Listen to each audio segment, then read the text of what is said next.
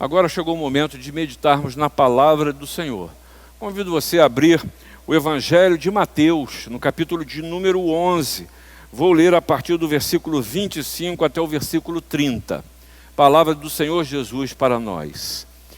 Por aquele tempo exclamou Jesus: Graças te dou, ó Pai, Senhor do céu e da terra, porque ocultaste essas coisas aos sábios e instruídos e as revelaste aos pequeninos. Sim, ó Pai, porque assim foi do teu agrado.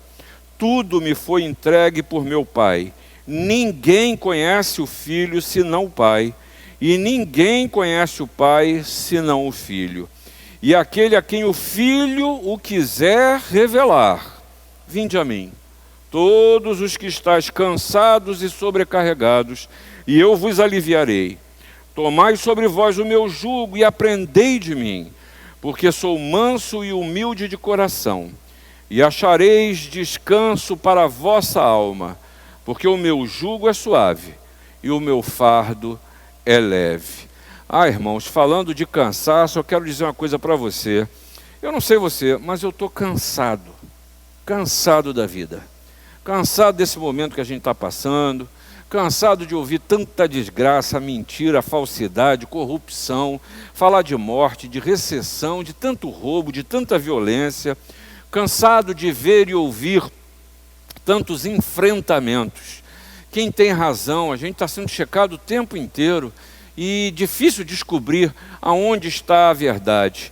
Acho que a gente está cansado até de tanta realidade, de perceber, na verdade, como é que o ser humano é in natura, sem maquiagem.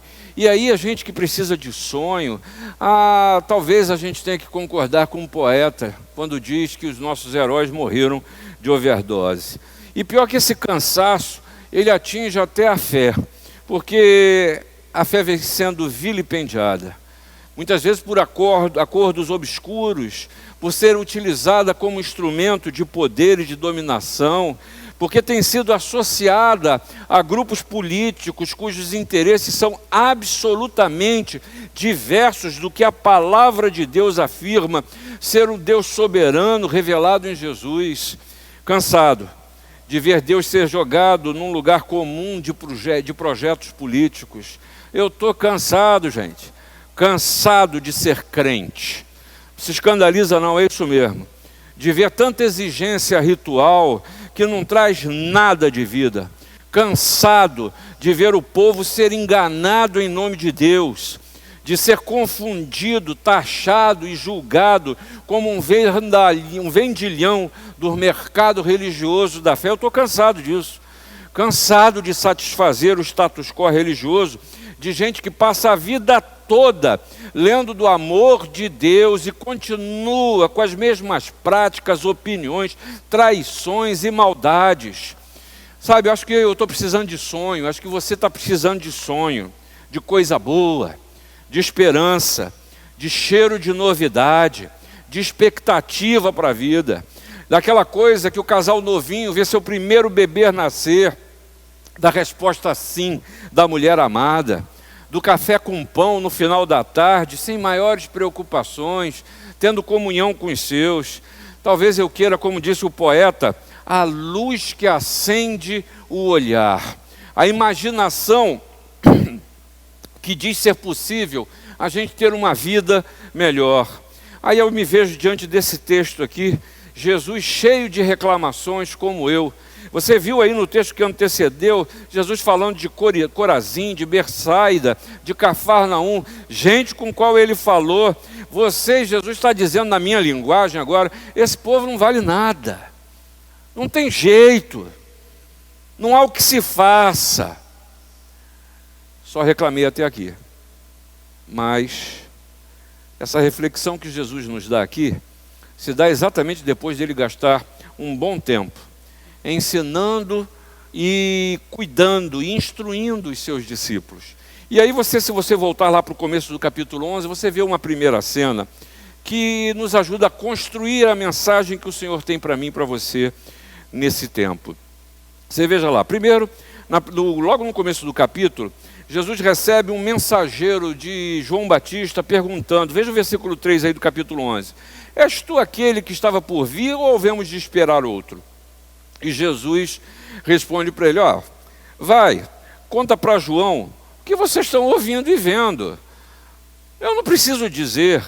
Versículo 5 mostra aí, o que Jesus diz no versículo 5 é, narrem as suas experiências. Diga o que aconteceu com vocês, o que vocês viram, ouviram e passaram comigo. Porque, na verdade, o sujeito aqui revela não saber de nada e não percebe o que está acontecendo. E tem muita gente que está passando a vida assim. Quer saber da informação, mas não faz a mínima ideia do que está acontecendo. Aí nós vamos para uma segunda cena, né? Jesus falando que os profetas falaram e ninguém deu ouvidos.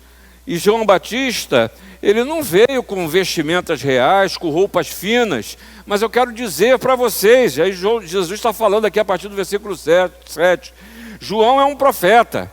E aí Jesus diz, mas a reação de vocês é muito curiosa. Veja aí os versículos 18 e 19 do capítulo 11. Veja João, que não comia nem bebia, e dizem, ele tem demônio. Vem o filho do homem, que sou eu, que come e bebe e diz, esse aí é um glutão, bebedor de vinho, amigo de publicanos e pecadores. Mas a sabedoria é justificada por suas obras. Que incoerência, que incoerência. Eu quero ouvir a palavra de Deus e quando ela ouve, fala, não, esse homem é maluco. E quando eu ouço Jesus falar, diz, não, mas isso não é para mim. É uma incoerência que eu vivo e você é tentado a viver na sua vida. E aí vamos para uma terceira cena, que começa a partir do versículo 20, Jesus repreendendo as cidades, Corazim, Betsaida e Cafarnaum. São cidades que Jesus passou por elas, Jesus teve situações nela, realizou inúmeros milagres e eles não se arrependeram. Tiveram a experiência de Jesus, mas isso não os levou ao arrependimento. Viram milagres, curas de enfermos, purificação de leprosos, exorcismo de demônios, ressurreição de mortos e nada fez o povo renunciar à sua rebeldia e se submeter ao domínio de Deus. E aí Jesus, num certo sentido, diz, que povo arrogante, que ostenta a sua própria justiça e se recusa a humilhar-se e a arrepender-se. Cidades que foram localizadas ou que estavam localizadas na banda noroeste do Mar da Galileia, onde Jesus realizou a maioria do seu ministério e eles rejeitaram a mensagem de Jesus. Mas qual é a lição que Jesus quer nos dar nesse quadro todo? E chegamos ao texto que eu compartilhei e li com vocês. Jesus está trazendo aqui uma mensagem para quem, como eu, está cansado. Para quem está cansado do todo. Para quem olha para os homens nas suas incoerências de chegar e perguntar quem é o profeta, quem é Jesus, ouvirem, verem e não reconhecerem. Para aqueles que mais do que isso negam a fé que dizem ter, ou quem sabe para todos esses que fazem aquilo que os antigos chamavam de ouvidos moucos, que ouvem e nada disso transforma a sua própria vida e vão arrastando a vida, cansados do seu próprio viver e não percebem que Jesus continua a trazer uma mensagem que lhe trará descanso para a sua alma. A primeira coisa que Jesus nos mostra é que o conhecimento de Deus não é a realização para sábios e entendidos. Isso é um presente de Deus aos pequeninos. Porque você sabe quem são os sábios e entendidos? Aqueles que se fecham em sua própria sabedoria. E aqui eu quero dizer uma coisa para você. Já recuse essa ideia de pensar que Jesus é contra a sabedoria, o conhecimento. Isso não é um libelo em favor do obscurantismo, quando infelizmente muitos procuram usar a fé hoje para um estilo de vida que é obscurantista, que reduz o homem a nada, que vive de tradições, que vive de preceitos que são de homens, que querem estabelecer regras na vida de todos, que querem dizer o que é a família perfeita, o que é o viver melhor, sem considerar isso na sua própria existência ou o que é pior, diante de Deus. O que Jesus está questionando é que todo conhecimento humano, para algumas pessoas, não os fazem entender a mensagem salvadora de Jesus, dele mesmo. Sábios, entendidos, aqueles que se consideram doutores, seja na lei, seja versados na ciência, sabem muitas coisas, muitas vezes, mas são incapazes de reconhecer a Jesus. Sabe por quê? Porque o conhecimento do Senhor, do Salvador, é iluminação que precisa gerar convicção na vida. O conhecimento dos cristãos a respeito das coisas divinas é mais do que um conhecimento das palavras e das ideias teológicas que compõem esse livro. Precisam ser traduzidas em experiência de vida. É a compreensão da realidade, da relevância das obras de Deus testemunhadas exatamente pelas Escrituras. Conhecer aqui não é intelectualmente, cognitivo apenas. Conhecer, o sentido de conhecer é vivencial. É encontrar a Jesus em confiança e em amor. Mas para isso é preciso humildade. Eu quero que você entenda que humildade nas Escrituras não significa passar por por uma pessoa inútil ou menor. Alguém que recusa posições de responsabilidade. Mas a humildade é reconhecer e guardar o lugar que Deus determinou para a minha vida e para a sua vida. Certa vez, alguém numa discussão virou para mim e usou um ditado antigo que eu não conheço bem. Eu não conheço, não me lembro direito, mas era alguma coisa assim, ó. Cuidado para não subir acima das suas alpercatas. Era alguém que me dizia, olha, cuidado para você não pensar que é mais do que você é. E aí isso me revoltou na hora. Mas os anos se passavam, naquela situação a pessoa não tinha razão, queria me agredir, mas invariavelmente eu quero me ver acima da realidade que sou, que estou pronto, ou que Deus tem para mim. É preciso a humildade dos pequeninos. E quem são esses pequeninos?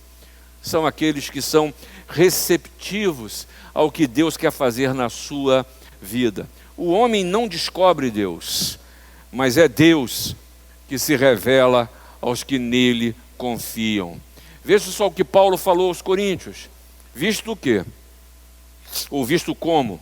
Na sabedoria de Deus, o mundo não o conheceu por sua própria sabedoria. Aprove a Deus salvar os que creem pela loucura da pregação. Não é pelo excesso de saber. E aí eu quero falar hoje para uma quantidade muito grande de homens e mulheres que estão ávidos procurando teologia, não é Bíblia, procurando saber muita doutrina, e tem gente que sabe mesmo, conhece tudo, mas isso não tem se traduzindo em vida. É preciso que o conhecimento da palavra, o conhecimento que decorre da palavra, que vem pelo suporte da teologia, se traduza em vida, e não apenas em exercício religioso, como faziam os antigos fariseus, que chegaram ao ponto de, ao longo da história, quererem saber quantos anjos cabiam numa cabeça de alfinete. Facilmente a gente se perde em questões supostamente teológicas, mas que nos afastam, em vez de nos aproximar da realidade do Evangelho. E assim, Jesus está convidando você a ir até Ele. Vinde a mim, diz Jesus. Vinde a mim com suas canseiras, com seus pesos, e eu vos aliviarei. Lembre-se que tudo me foi entregue pelo Pai, diz o versículo 27, o começo do capítulo 11. Vinde a mim. Mas há uma segunda coisa que esse texto nos permite aprender. Olha, só conhece verdadeiramente a Jesus aqueles a quem Ele quer se revelar. É duro isso, né? Isso é bastante duro, porque há pessoas que levam a vida toda ouvindo falar, mas não conhecem Jesus de fato. Tem gente que não é convertida, alguns diziam, é convencida. ou outros só podem até ser domesticados na fé, mas não as têm. Gente que tem prática religiosa, mas a prática religiosa não faz diferença na vida, porque há muitos que só têm uma vida religiosa, mas não conhecem a Jesus de fato. Há pessoas que nunca vão entender a mensagem de Jesus. O conhecimento do Pai é possível para aqueles a quem o Filho o quiser revelar. E isso é para incomodar mesmo a gente, para que a gente cheque o tipo, o exercício de fé e de cristianismo que temos vivido. Sabe, quero dar um exemplo para você. A falta de sabedoria, por exemplo, na interpretação dos fatos. Veja, Jesus falou isso. Vocês falam de João Batista, se come é glutão, se não come tem demônio. As cidades que eu havia pregado, que tiveram o privilégio, elas são condenadas porque rejeitaram a luz que foi oferecida a elas. Sabe o que Jesus está falando? Da falta de percepção do que Ele fez e faz pelos homens, por mim, por você. E Ele falou e exemplificou o alívio da presença de Jesus. E está aí uma coisa para a gente verificar o tipo de cristianismo que estamos vivendo. Porque Jesus é um mestre que Ele oferece alívio aos seus seguidores. Para o homem do campo é fácil entender Jesus dizer: vinde a mim todos vós e eu vos aliviarei. Sobrecarregados pelos fardos que impunham, os homens do antigo Israel, cheios de lei, cheios de tradição, e Jesus fala de um jugo que a lei trazia, que chegava a um ponto que se era insuportável. Quem poderá comparecer diante do Senhor? E mais do que isso, no tempo de Jesus, um povo subjugado, um povo que era escravo, um povo que devia tudo aos romanos, e que os romanos levavam tudo que tinham, e deixavam pouquíssimas coisas aos pobres, e o que deixava era levado por impostos decretados, pasme, por autoridades religiosas. Ainda naquele tempo como hoje, gente que se aproveita da fé para expoliar os desfavorecidos. Mas a verdadeira carga não era financeira, nem material. A verdadeira carga que a gente leva na vida é a espiritual. E talvez você hoje, sofrendo materialmente, sofrendo financeiramente, precisa pensar que, na verdade, a sua vida espiritual está em desordem. E, como consequência, seu emocional não resiste, suas relações estão sobre terra, o seu universo financeiro, material, emprego, tudo desordenado. E talvez você até agora só tenha culpado os outros, mas não tenha refletido sobre o estado emocional e espiritual da sua vida. Jesus diz: olha, eu não estou oferecendo o peso que a sua religião institucionalizada lhe oferece. Eu não lhe imponho pesos que a sua forma de vida tem lhe afligido. Eu suporto o peso que você está carregando. Vinde a mim, o meu fardo, o meu jugo é leve. Eu sou manso e humilde de coração, vocês vão achar descanso. E eu quero dizer para você que uma vez, a primeira vez que nós ganhamos um presente, eu e a Ana Lúcia, nós completamos 25 anos de casado, você já vai fazer 6 anos ou 7 anos, né? E aí nós ganhamos de presente. Uns amigos deram de presente para a gente uma viagem a Portugal. Eu tinha um sonho de conhecer Portugal e fomos. E nossos filhos fomos. Foi um momento de comunhão entre nós quatro, maravilhosa, conhecendo aquela terra. E chegamos numa cidade que eu não me lembro o nome, almoçamos. Depois do almoço tinha assim um rio e uma antiga ponte romana. E do outro lado tinha uma igreja e um museu, é o Museu da Pecuária, alguma coisa assim. E nós estamos vendo, entramos naquilo para ver como antigamente o povo, ele cuidava do campo, arava a terra, e entramos num lugar onde tinham as ferramentas, né? E eu conheci, menino, garoto criado em apartamento, em cidade grande, não sabe nem o que é interior. Eu vejo animal, eu vi animal na televisão, e pude ver ali o arado, pude ver ali como é que se utilizavam os animais no campo, e uma coisa me chamou a atenção. Eu vi pela primeira vez o que era um jugo. O que era um jugo, e achei interessante aquilo, né? Aquela madeira colocada numa parelha de bois para poder ajudar a tratar a terra, para carregar as coisas. E quando vi aquilo ali, eu me vi, a pessoa me orientava dizendo que o seguinte: olha, para você fazer um bom jugo, você tem que colocar 2 bois que sejam tenham mais ou menos um equilíbrio, porque senão essa parelha ela fica desequilibrada. Então o produto não é bom, um boi vai cansar e o outro não vai ter condição de trabalhar. Pois exatamente o que Jesus está chamando. Você está cansado? É porque, quem sabe, a parelha que está com você no seu jugo aí, está lhe forçando a vida. E essa parelha, quem sabe, pode ser as suas próprias forças, achar que você tem condição. Essa parelha pode ser aquilo que está roubando a sua energia e você não percebe que está destruindo você. Jesus está convidando você a tirar e colocar. Jesus te oferece para assumir esse lugar, porque se você está cansado, quem sabe não esteja na hora de trocar de parelha, e Jesus se oferece para com você alterar o curso da sua história. E essa troca alivia aqueles que seguem a Jesus, alivia dos numerosos regulamentos insignificantes, costumes, tradições que a gente leva na nossa existência e que muitas vezes nos são impostas por profissionais do Evangelho. Jesus está dizendo: vem a mim, sem intermediário. Vem a mim, ele convida quem é aflito e oferece ao aflito alívio e alma. E aí nisso você vê um maravilhoso processo pedagógico de Jesus na sua vida. Ele convida, vem. E ele diz: eu te alivio. E como consequência disso, você aprende do Senhor Jesus e leva você a uma vida que é um descanso. Há um hino que a gente canta que eu amo demais. Fala: descansa, ó alma. O Jesus está ao seu lado, o Senhor está ao seu lado. E a terceira e última coisa que a gente vê Jesus chamar a atenção nesse texto é que esse convite, ele é para todos.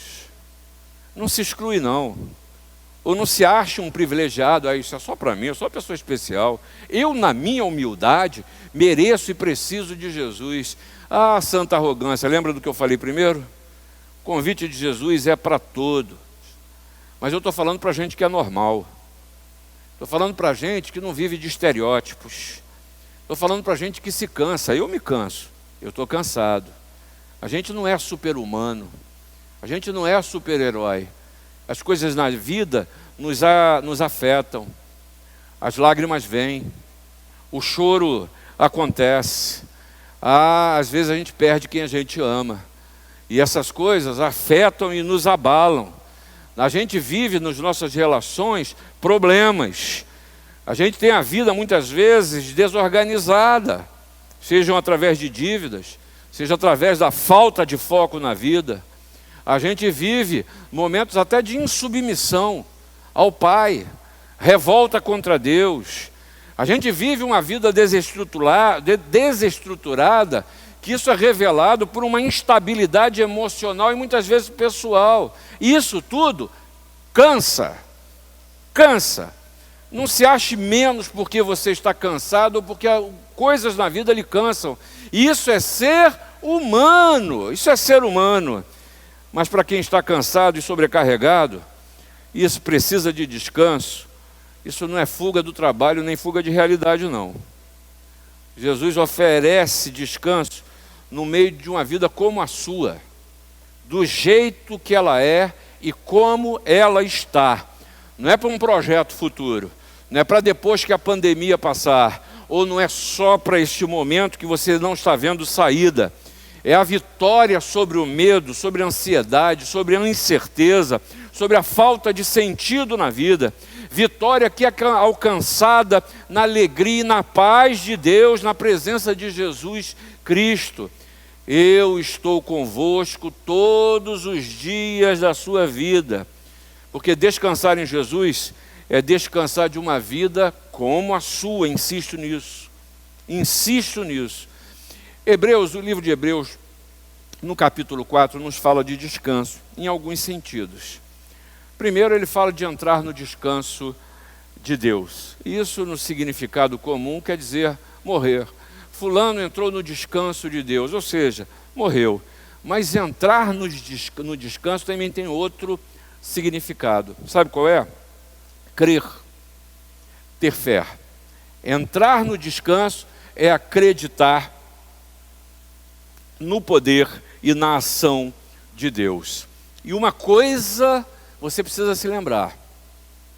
Um dos mandamentos nos diz, que o sábado é o dia de descanso. Na obra da criação, nós vemos lá que no 7º dia, Deus descansou de todas as obras.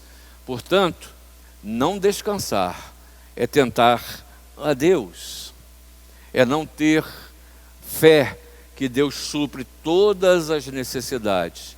Você precisa de descanso.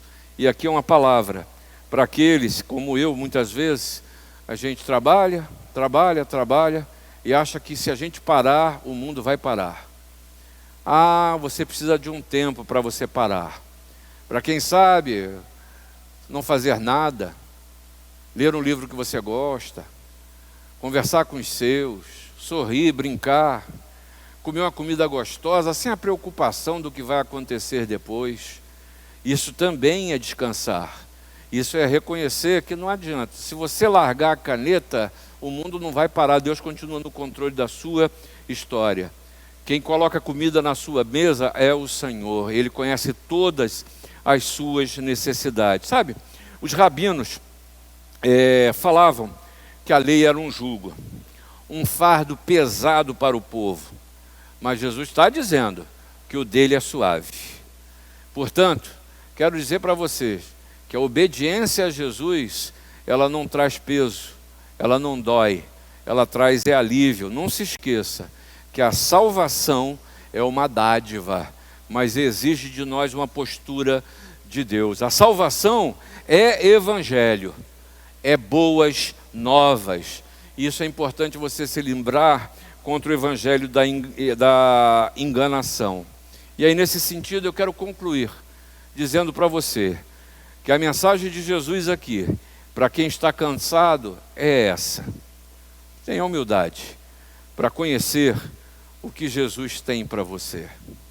Mais do que isso, Jesus quis se revelar a você e te ensinar a ir até Ele, a receber alívio, a aprender dele. Seja um bom aluno. Mas finalmente, Ele está de braços abertos para fazer a sua alma descansar. E a minha oração é essa: que eu e você possamos nesse tempo receber, viver, renovar o descanso que Jesus continua a nos oferecer, porque Ele continua a dizer: vinde a mim. Que Deus te abençoe.